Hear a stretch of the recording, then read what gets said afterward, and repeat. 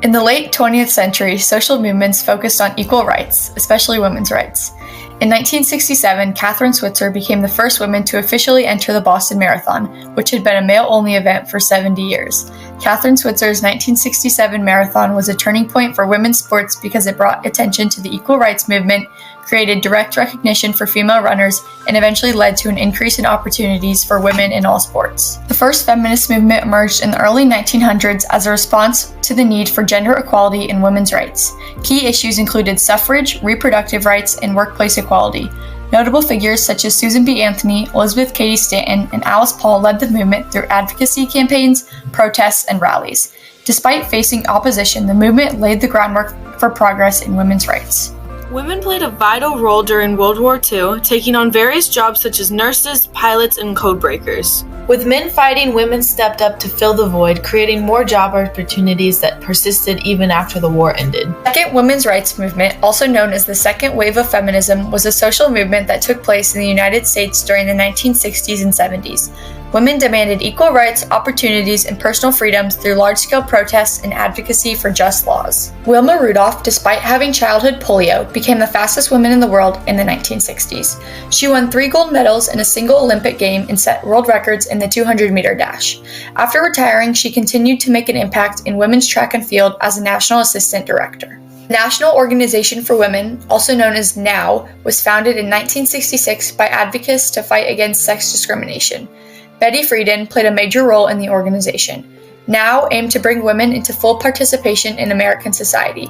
This idea continued to be important in the 1970s and 80s, especially with the emergence of new sports opportunities for women. During the early 1900s, societal beliefs deeply frowned upon women's involvement in sports. It was widely believed that physical activity posed significant risks to women's health, particularly during the menstruation when they were considered to be periodically weakened. By the mid-20th century, this anxiety surrounding female exercise was already prevalent in American culture. Women were discouraged from excessive exercise due to the fear that it might dislodge their uterus and potentially jeopardize their ability to have children. Intense exercise was viewed as a potential threat to women's reproductive health and, as a result, their societal role. These beliefs served as significant barriers to women's participation in sports, reinforcing gender stereotypes and limiting their opportunities for physical activity and athletic achievement. Bobby Gibb was the first woman to complete the Boston Marathon in 1966, which was exclusively for men at the time. Her application was met with a rejection letter that stated, "Women are not physiologically able to run marathon distances. We can't take the medical liability." But she decided to run anyway, disguised in her brother's clothes. Gibb finished an impressive 3 hours, 21 minutes, and 40 seconds, though her achievement was not officially recognized. Nonetheless, her remarkable feat inspired Kathrine Switzer and many others. Switzer was born in Hamburg, Germany, and throughout her youth, she was an active participant in field hockey, basketball, and running. While attending Lynchburg College in the 1960s, she competed in a few short-distance events that were available to women at the time. She later transferred to Syracuse as a 19-year-old journalism student, but there were no women's running teams available, so she trained with the men's cross-country team. During this time, Switzer became inspired to run the Boston Marathon after hearing her coach, Arnie Briggs, who had run 15 previous marathons, retell his experiences. Briggs initially opposed the idea, believing that women were too fragile to run such a distance, but Switzer persisted.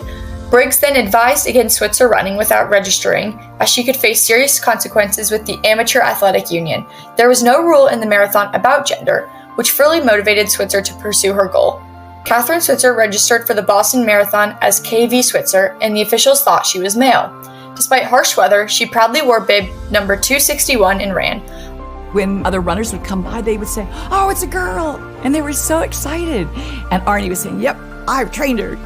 However, around mile 4, the press truck following the runners noticed Kathrine's gender and slowed down to take photos. On this truck was the race directors. One of them was a feisty character by the name of Jock Semple. He just stopped the bus, jumped off, and ran after me. Suddenly I turned and he just grabbed me and screamed at me, "Get the hell out of my race and give me those numbers." And then he started clawing at me, trying to rip my numbers off. And I was so surprised. And he had the fiercest face of any guy I'd ever seen, and out of control, really. I was terrified. And all of a sudden, my boyfriend, Big Tom, gave Jock the most incredible crossbody block and sent Jock flying. And all of this happened in front of the press truck. As Simple attacked her, the press trucks caught the action and created a stirring image.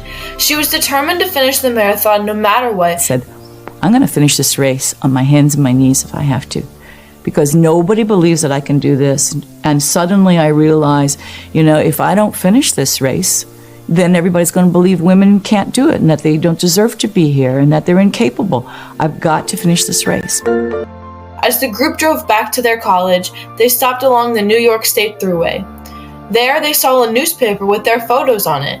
This caused Kathrine Switzer to truly realize the significance of her running the marathon and the turning point those photos would create within women's sports. Switzer was a pioneer in advancing women's opportunities in running. She believed that women deserved the chance to run the entire distance of a race, and through her perseverance, she achieved an impressive time of 2 hours and 51 minutes in the marathon.